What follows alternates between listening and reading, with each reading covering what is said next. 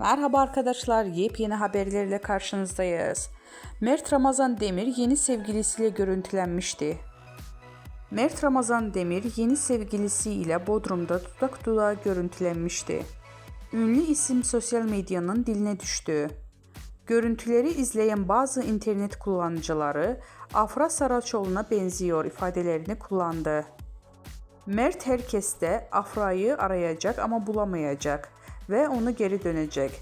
Zaten Afra ile dizi için sevgiliydi. Dizi bitti, Afra da bitti.